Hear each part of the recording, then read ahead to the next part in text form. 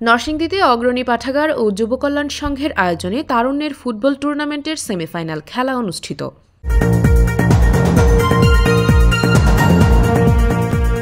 নরসিংদী সদর উপজেলার নজরপুর ইউনিয়নে শুরু হয়েছে তারুণ্যের ফুটবল টুর্নামেন্ট 2025।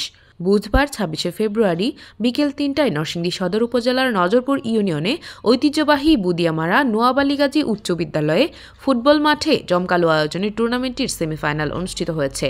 সেমিফাইনাল ম্যাচে মুখোমুখি হয় কায়সার হামিদ একাদশ ও ইরফান একাদশ। দারুণ উত্তেজনাপূর্ণ লড়াই শেষে ট্রাইব্রেকারের মাধ্যমে ইরফান একাদশ জয়লাভ করে। ম্যাচের সেরা খেলোয়াড় নির্বাচিত হন গোলকিপার সনি।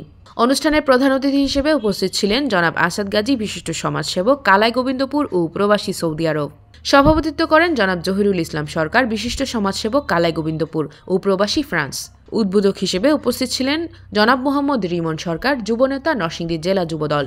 প্রধান মেহমান হিসেবে উপস্থিত ছিলেন জনাব মোহাম্মদ কায়সার আহমেদ শ্রাবণ, যুবনেতা, নরসিংদী জেলা যুবদল ও স্বত্বাধিকার আরিনা ট্রাভেলস অ্যান্ড ট্যুরস। আরও উপস্থিত ছিলেন নরসিংদী জেলার অন্যতম ছাত্রনেতা ও সারা বাংলার ম্যারাথন চ্যাম্পিয়ন জনাব সাব্বির ভূঁইয়া। বিশেষ অতিথি হিসেবে উপস্থিত ছিলেন জনাব মোহাম্মদ শরীফ সরকার, বিশিষ্ট সমাজসেবক, নবীপুর।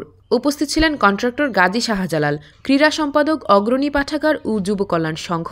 আরও উপস্থিত ছিলেন অগ্রণী পাঠাগার ও যুব কল্যাণ সংঘের সভাপতি মোমেন সরকার ও বিশিষ্ট ক্রীড়ানুরাগী বেলায়েত হোসেন। এই সময় কন্ট্রাক্টর গাজী শাহজালাল বলেন, যুব সমাজকে খেলাধুলার প্রতি আগ্রহী করা এবং স্বাস্থ্যসম্মত বিনোদনের সুযোগ সৃষ্টি করতেই এই টুর্নামেন্টের আয়োজন। টুর্নামেন্টের বাকি খেলাগুলোও দর্শকের জন্য দারুণ উপভোগ্য হবে বলে আশা করা হচ্ছে। আর নয় ভাড়া বাড়ি, এবার ভাড়ার টাকায় নিজের বাড়ি, নগদ অথবা কিস্তিতে বুকিং দিয়ে আপনিও হতে পারেন একটি ফ্ল্যাটের গর্বিত মালিক। নদী বাংলা গ্রুপ, সঠিক নির্মাণে অঙ্গীকারাবদ্ধ। Narsingdi TV news desk.